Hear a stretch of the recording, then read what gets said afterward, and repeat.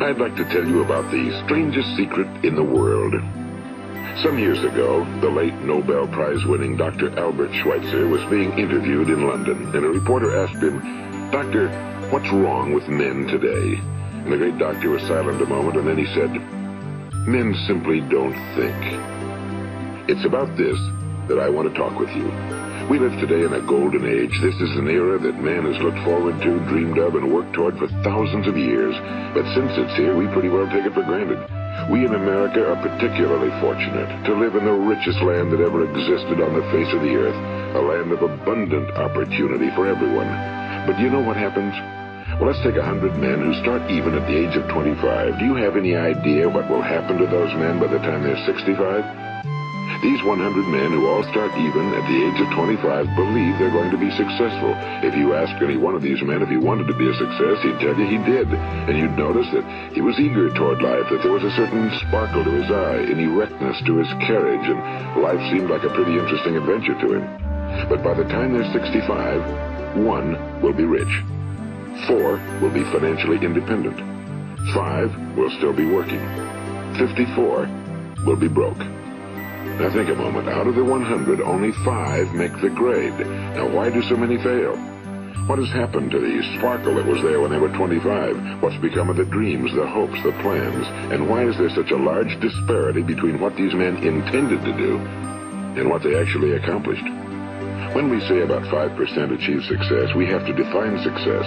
And here's the best definition I've ever been able to find. Success is the progressive realization of a worthy ideal. If a man is working toward a predetermined goal and knows where he's going, that man is a success. If he's not doing that, he's a failure. Success is the progressive realization of a worthy ideal. Rollo May, the distinguished psychiatrist, wrote a wonderful book called Man's Search for Himself. And in this book he says, the opposite of courage in our society is not cowardice. It is conformity. And there you have the trouble today. It's conformity, people acting like everyone else without knowing why, without knowing where they're going. Now think of it. In America right now, there are over 18 million people 65 years of age and older. And most of them are broke. They're dependent on someone else for life's necessities. Now, we learn to read by the time we're 7. We learn to make a living by the time we're 25. Usually by that time, we're not only making a living, we're supporting a family. And yet, by the time we're 65, we haven't learned how to become financially independent in the richest land that has ever been known. Why? We conform. And the trouble is that we're acting like the wrong percentage group, the 95 who don't succeed. Now, why do these people conform? Well, they really don't know. These people believe that their lives are shaped by circumstances, by things that happen to them, by exterior forces. They're outer-directed people. A survey was made one time that covered a lot of men, working men, and these men were asked, why do you work? Why do you get up in the morning? 19 out of 20 had no idea. If you ask them, they'll say, well, everyone goes to work in the morning, and that's the reason they do it, because everyone else is doing it. Now let's get back to our definition of success. Who succeeds? The only person who succeeds is the person who is progressively realizing a worthy ideal. He's the person who says, I'm going to become this, and then begins to work toward that goal. I'll tell you who the successful people are. A success is the school teacher who's teaching school because that's what he or she wants to do. The success is the woman who's a wife and mother because she wanted to become a wife and mother and is doing a good job of it. The success is the man who runs the corner gas station because that was his dream. That's what he wanted to do. The success is the successful salesman who wants to become a top-notch salesman and grow and build with his organization. A success is anyone who is doing deliberately a predetermined job because that's what he decided to do deliberately. But only 1 out of 20 does that. That's why today there isn't really any competition unless we make it for ourselves. Instead of competing, all we have to do is create. You know, for 20 years, I looked for the key which would determine what would happen to a human being. Was there a key I wanted to know which would make the future a promise that we could foretell to a large extent? Was there a key that would guarantee a person's becoming successful if he only knew about it and knew how to use it? Well, there is such a key, and I've found it. Have you ever wondered why so many men work so hard and honestly without ever achieving anything in particular, and others don't seem to work hard and yet seem to get everything? They seem to have the magic touch. You've heard them say that about someone. Everything he touches turns to gold. And have you ever noticed that a man who becomes successful tends to continue to become successful? And on the other hand, have you noticed how a man who's a failure tends to continue to fail? Well, it's because of goals. Some of us have goals, some don't. People with goals succeed because they know where they're going. It's that simple. Think of a ship leaving a harbor, and think of it with the complete voyage mapped out and planned. The captain and crew know exactly where it's going and how long it'll take. It has a definite goal. Now, 9,999 times out of 10,000, it will get to where it started out to get. Now, let's take another ship, just like the first, only let's not put a crew on it or a captain at the helm. Let's give it no aiming point, no goal, no destination. We just start the engines and let it go. I think you'll agree with me that if it gets out of the harbor at all, it will either sink or wind up on some deserted beach, a derelict. It can't go anyplace because it has no destination and no guidance, and it's the same with a human being. Take the salesman, for example. There's no other person in the world today with the future of a good salesman. Selling is the world's highest paid profession, if we're good at it and if we know where we're going. Every company needs top-notch salesmen, and they reward those men. The sky's the limit for them. But how many can you find? Someone once said the human race is fixed, not to prevent the strong from winning, but to prevent the weak from losing. The American economy today can be likened to a convoy in time of war. The entire economy is slowed down to protect its weakest link, just as the convoy had to go at the speed that would permit its slowest vessel to remain in formation. That's why it's so easy to make a living today. It takes no particular brains or talent to make a living and support a family today. So we have a plateau of so-called security, if that's what a person's looking for. But we do have to decide how high above this plateau we want to aim. Now let's get back to the strangest secret in the world, the story that I wanted to tell you today. Why do men with goals succeed in life and men without them fail? Well, let me tell you something which, if you really understand it, will alter your life immediately. If you understand completely what I'm going to tell you from this moment on, your life will never be the same again. You'll suddenly find that good luck just seems to be attracted to you. The things you want just seem to fall in line, and from now on you won't have the problems, the worries, the gnawing lump of anxiety that perhaps you've experienced before. Doubt, fear, well, they'll be things of the past. Here's the key to success and the key to failure. We become what we think about. Now let me say that again. We become what we think about. Throughout all history, the great wise men and teachers, philosophers and prophets have disagreed with one another on many different things. It's only on this one point that they are in complete and unanimous agreement. Listen to what Marcus Aurelius, the great Roman emperor, said. A man's life is what his thoughts make of it. Disraeli said this: everything comes if a man will only wait. I've brought myself by long meditation to the conviction that a human being with a settled purpose must accomplish it, and that nothing can resist a will that will stake even existence for its fulfillment. Ralph Waldo Emerson said this: a man is what he thinks about all day long. William James said, the greatest discovery of my generation is that human beings can alter their lives by altering their attitudes of mind. And he also said, we need only in cold blood act as if the thing in question were real, and it will become infallibly real by growing into such a connection with our life that it will become real. It will become so knit with habit and emotion that our interest in it will be those which characterize belief. And he also said, if you only care enough for a result, you will almost certainly attain it. If you wish to be rich, you will be rich. If you wish to be learned, you will be learned. If you wish to be good, you will be good. Only you must then really wish these things, and wish them exclusively, and not wish at the same time 100 other incompatible things just as strongly. In the Bible, you read in Mark 9:23, if thou canst believe, all things are possible to him that believeth. My old friend Dr. Norman Vincent Peale put it this way: this is one of the greatest laws in the universe. Fervently do I wish I had discovered it as a very young man. It dawned upon me much later in life, and I found it to be one of the greatest, if not my greatest discovery outside of my relationship to God. The great law, briefly and simply stated, is that if you think in negative terms, you will get negative results. If you think in positive terms, you will achieve positive results. That is the simple fact, he went on to say, which is at the basis of an astonishing law of prosperity and success. In 3 words, believe and succeed. William Shakespeare put it this way: our doubts are traitors and make us lose the good we oft might win by fearing to attempt. George Bernard Shaw said, people are always blaming their circumstances for what they are. I don't believe in circumstances. The people who get on in this world are the people who get up and look for the circumstances they want, and if they can't find them, make them.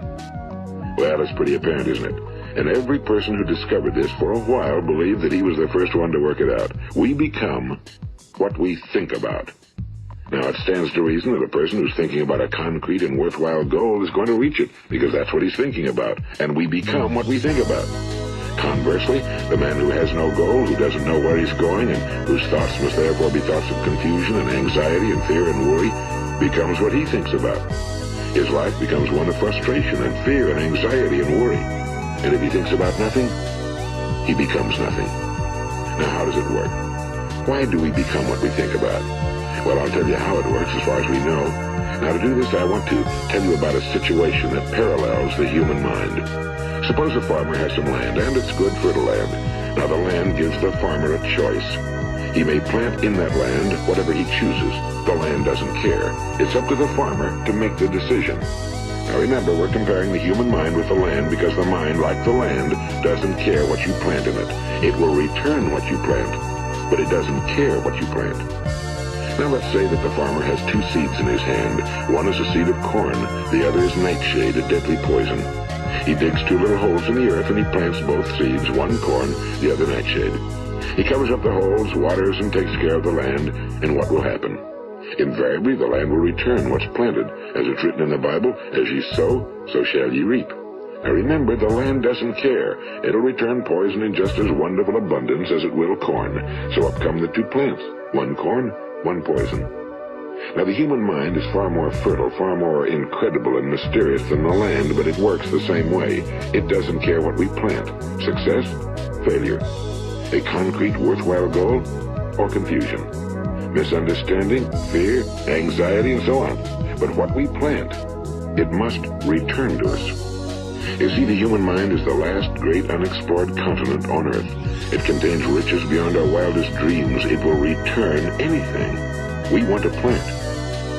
Now, you might say, well, if that's true, why don't people use their minds more? Well, I think they've figured out an answer to that one, too. Our mind comes as standard equipment at birth. It's free, and things that are given to us for nothing we place little value on. Things that we pay money for, we value. The paradox is that exactly the reverse is true. Everything that's really worthwhile in life came to us free.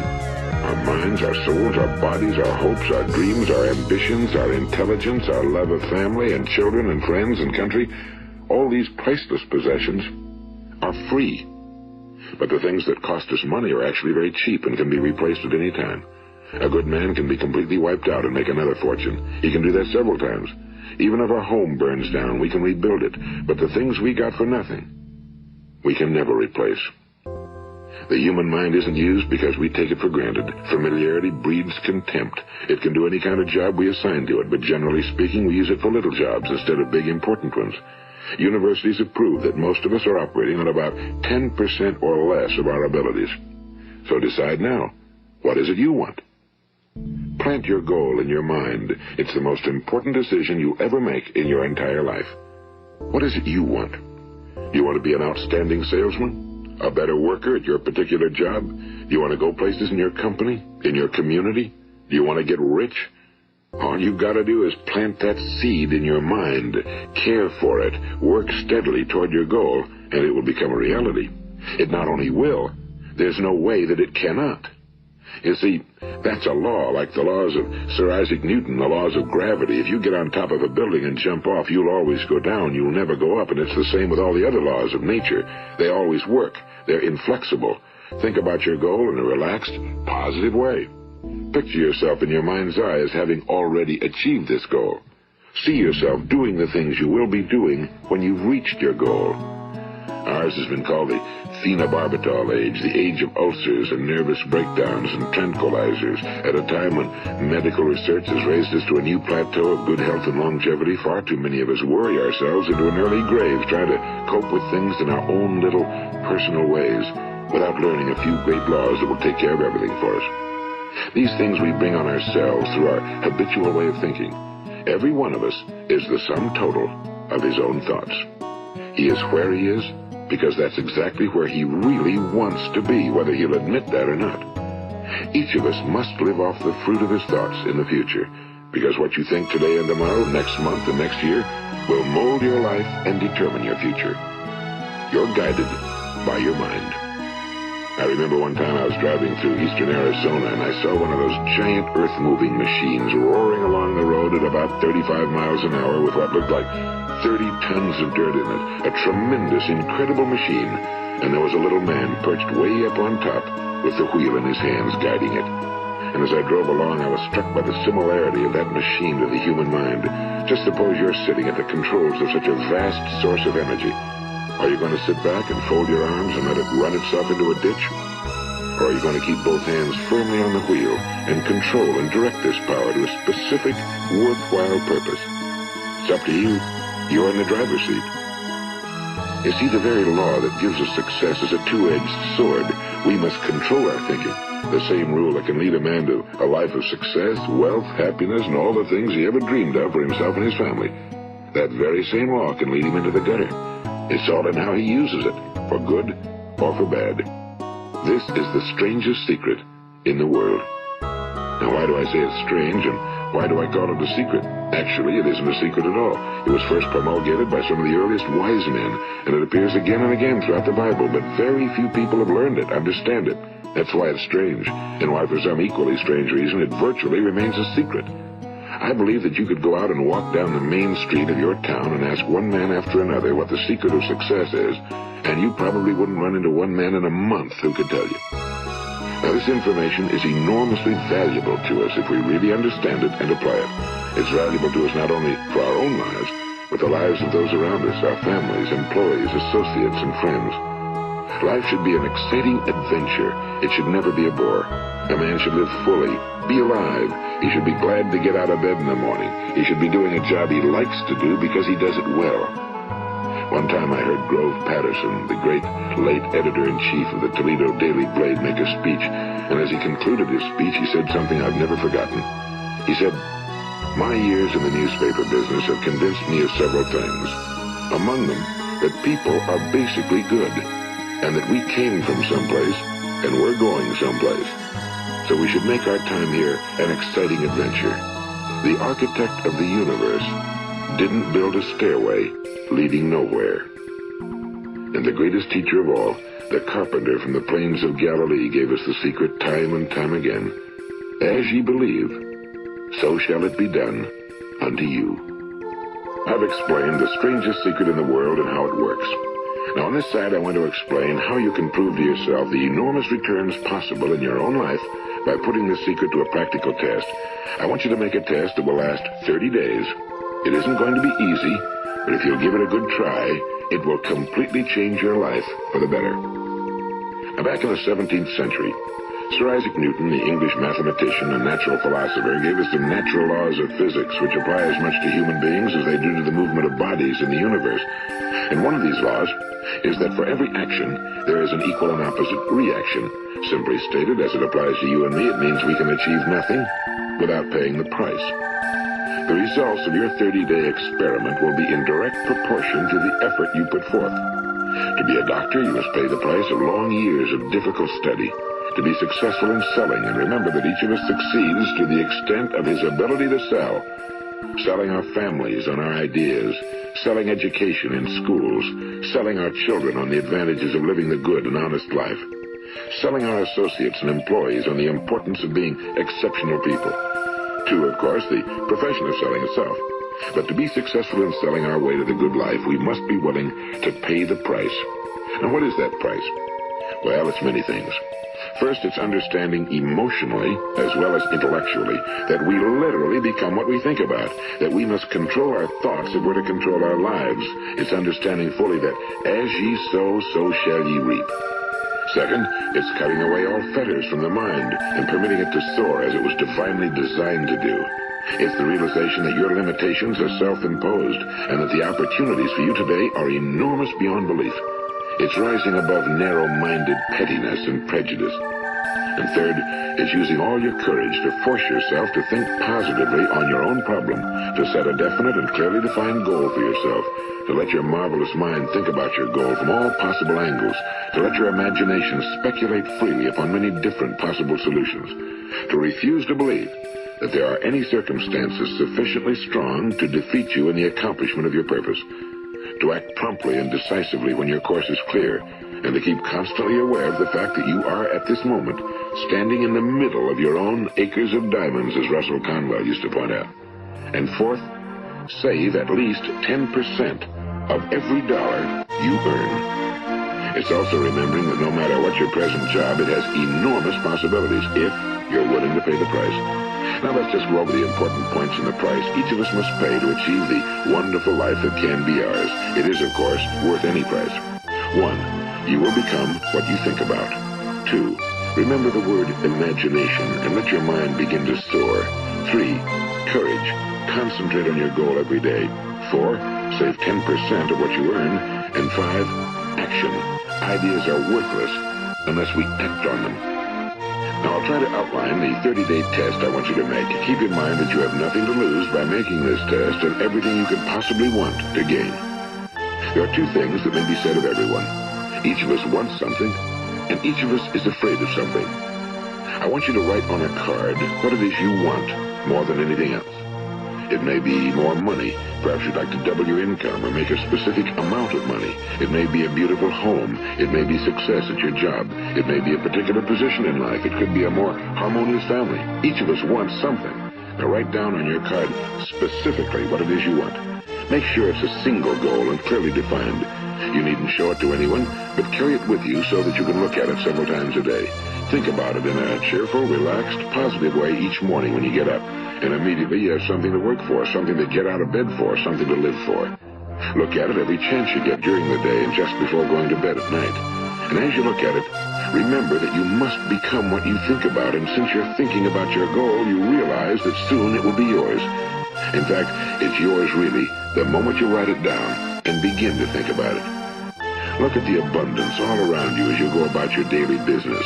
You have as much right to this abundance as any other living creature. It's yours for the asking. Now we come to the difficult part. Difficult because it means the formation of what is probably a brand new habit. And new habits are not easily formed. Once formed, however, it will follow you for the rest of your life. Stop thinking about what it is you fear. Each time a fearful or negative thought comes into your consciousness, replace it with a mental picture of your positive and worthwhile goal. And there will come times when you'll feel like giving up. It's easier for a human being to think negatively than positively. That's why only 5% are successful. You must begin now to place yourself in that group.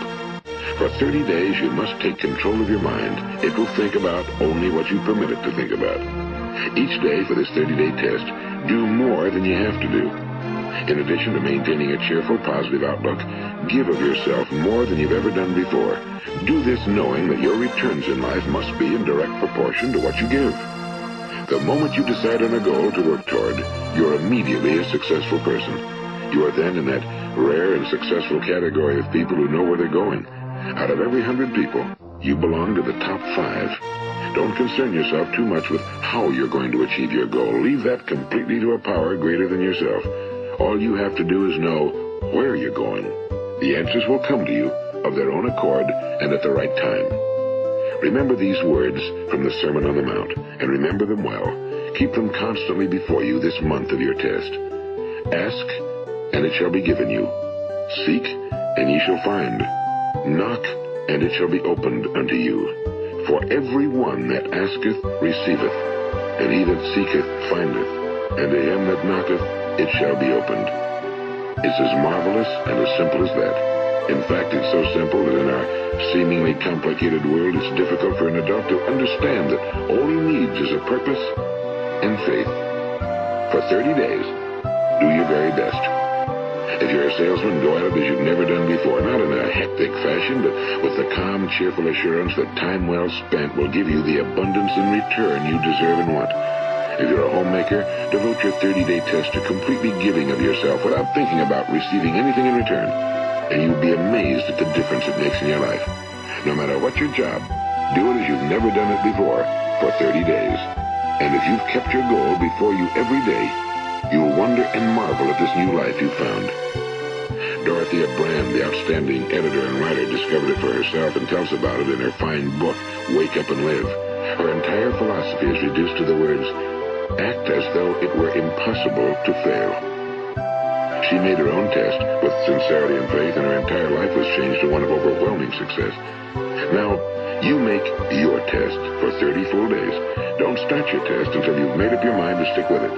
You see, by being persistent, you're demonstrating faith. Persistence is simply another word for faith. If you didn't have faith, you'd never persist. If you should fail during your first 30 days, by that I mean suddenly find yourself overwhelmed by negative thoughts, you've got to start over again from that point and go 30 more days. Gradually, your new habit will form until you find yourself one of that wonderful minority to whom virtually nothing is impossible. And don't forget the card. It's vitally important as you begin this new way of living. On one side of the card, write your goal, whatever it may be. On the other side, write the words we've quoted from the Sermon on the Mount. Ask, and it shall be given you. Seek, and ye shall find. Knock, and it shall be opened unto you. Nothing great was ever accomplished without inspiration. See that during these crucial first 30 days, your own inspiration is kept at a peak. And above all, don't worry. Worry brings fear, and fear is crippling. The only thing that can cause you to worry during your test is trying to do it all yourself. Know that all you have to do is hold your goal before you. Everything else will take care of itself. Remember also to keep calm and cheerful. Don't let petty things annoy you and get you off course. Now, since making this test is difficult, some will say, why should I bother? Well, look at the alternative. No one wants to be a failure. No one really wants to be a mediocre individual. No one wants a life constantly filled with worry and fear and frustration. Therefore, remember that you must reap that which you sow. If you sow negative thoughts, your life will be filled with negative things. If you sow positive thoughts, your life will be cheerful, successful, and positive. Now, gradually, you'll have a tendency to forget what you've heard on this recording. Play it often. Keep reminding yourself of what you must do to form this new habit. Gather your whole family around at regular intervals and listen to what's been said here. You know, most men will tell you that they want to make money without understanding the law. The only people who make money work in a mint. The rest of us must earn money. This is what causes those who keep looking for something for nothing or a free ride to fail in life. The only way to earn money is by providing people with services or products which are needed and useful. We exchange our time and our product or service for the other man's money. Therefore, the law is that our financial return will be in direct proportion to our service. Now, success is not the result of making money. Making money is the result of success, and success is in direct proportion to our service. Most people have this law backwards. They believe that you're successful if you earn a lot of money. The truth is that you can only earn money after you're successful. It's like the story of the man who sat in front of the stove and said to it, give me heat, and then I'll add the wood. How many men and women do you know, or do you suppose there are today, who take the same attitude toward life? There are millions. We've got to put the fuel in before we can expect heat. Likewise, we've got to be of service first before we can expect money. Don't concern yourself with the money. Be of service, build, work, dream, create. Do this and you'll find there's no limit to the prosperity and abundance that will come to you. Prosperity, you know, is founded upon a law of mutual exchange. Any person who contributes to prosperity must prosper in turn himself. Sometimes the return will not come from those you serve, but it must come to you from someplace, because that's the law. For every action, there is an equal and opposite reaction. As you go daily through your 30-day test period, remember that your success will always be measured by the quality and quantity of service you render, and money is a yardstick for measuring this service. No man can get rich himself unless he enriches others. Now, there are no exceptions to a law. You can drive down any street in America and from your car estimate the service that's being rendered by the people living on that street. Had you ever thought of this yardstick before? It's interesting. Some, like ministers and priests and other devoted people, measure their returns in the realm of the spiritual, but again, their returns are equal to their service. Once this law is fully understood, any thinking person can tell his own fortune. If he wants more, he must be of more service to those from whom he receives his return. If he wants less, he has only to reduce his service. This is the price you must pay for what you want. If you believe you can enrich yourself by deluding others, you can end only by deluding yourself. It may take some time, but just as surely as you breathe, you'll get back what you put out. Don't ever make the mistake of thinking you can avert this. It's impossible. The prisons and the streets where the lonely walk are filled with people who tried to make new laws just for themselves. We may avoid the laws of man for a while, but there are greater laws that cannot be broken. An outstanding medical doctor recently pointed out 6 steps that will help you realize success. 1. Set yourself a definite goal. 2. Quit running yourself down. 3. Stop thinking of all the reasons why you cannot be successful and instead think of all the reasons why you can.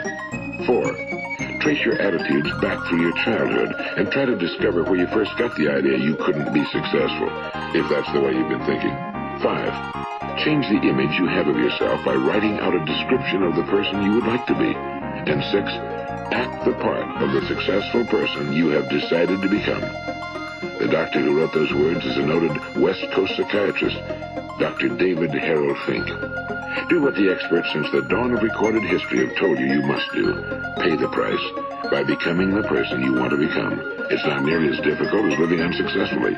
Make your 30-day test, then repeat it again, and each time it will become more a part of you until you'll wonder how you could ever have lived any other way. Live this new way and the floodgates of abundance will open and pour over you more riches than you may have dreamed existed.